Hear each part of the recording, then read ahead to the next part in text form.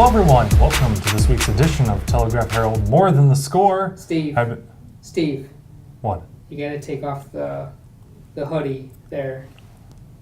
What's wrong with my hoodie? Doesn't look very professional. You gotta... It doesn't look very professional? Polo, collared shirt. Tebow looks good. I can't come in the More Than the Score studio and do a show with a little hoodie jacket on?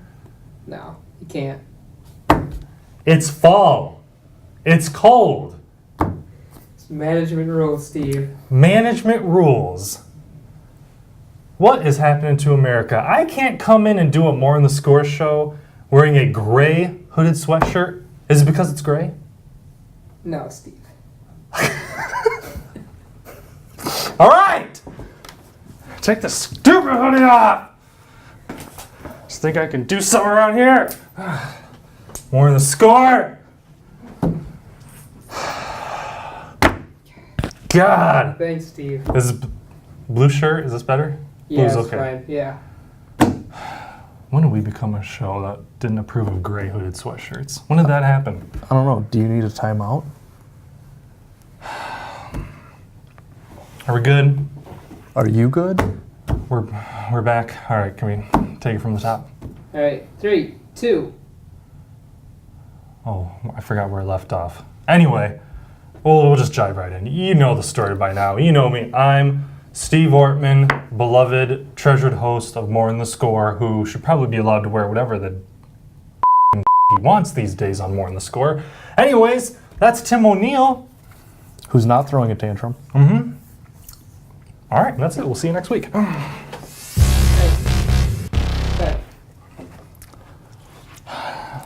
Swerved you.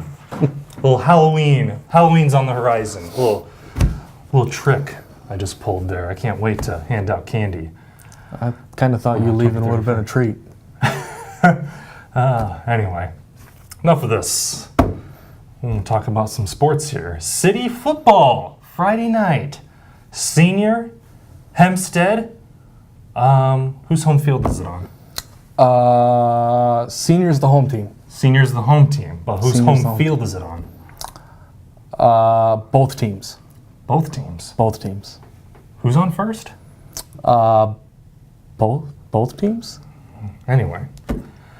So big city matchup. Hempstead, kind of struggling right now, in need of a big win. Senior coming off a big win. Can they keep the momentum going? That is the question, yes. Annual battle for the A.Y. McDonald Trophy on Friday night. Hempstead will be the visitor at Dalzell Field, Senior the home team. And this is a big one for both teams. They've both had 4-game losing streaks this season. Senior ended its this past week. Hempstead's, unfortunately, is still going. They've been shut out the last 2 weeks. So the loser of this team basically will just be playing for pride the rest of the season. The playoffs will be a long shot at that point. The winner will still have a chance to play into it. So just a general overarching look at the game, that's what we're looking at.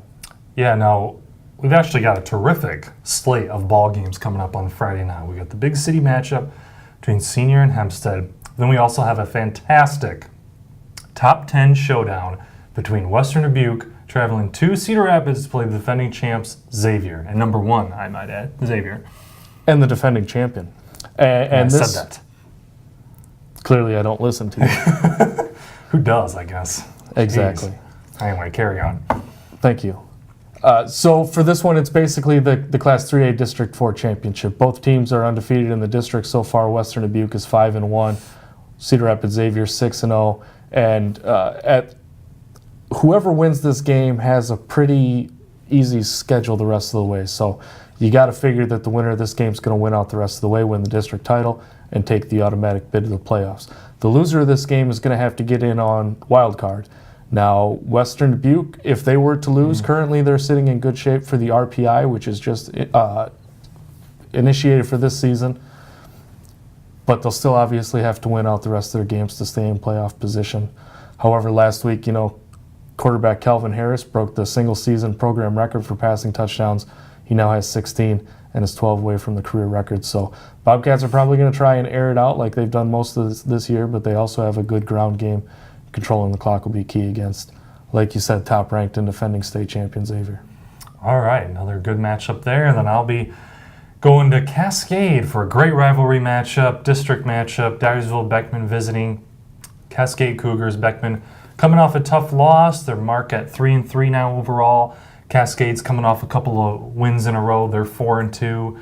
And everyone's kind of chasing Bellevue right now, undefeated, unbeaten Bellevue. And if Cascade can keep pace here, we could be looking at both teams undefeated in the district coming up in the final week of the season. So that could be a fun one. But anyways, Cascade's going to have to contend with Beckman on Friday night, and I'll be there to cover that one. So that should be a good one. Any other big games coming up that come to mind? Actually, yeah, there's another huge one in Wisconsin. Mineral Point and Fenimore, both undefeated in the SWAL. They've kind of been cruising towards this showdown. It's week 8 in Wisconsin, so there's not a lot of time after this one. Mm-hmm. They've both already secured a trip to the postseason, but obviously that conference title is nice. So the winner of this one will remain in front and will have beaten the nearest competitors for the title. So pretty much all but lock up the title for the winner.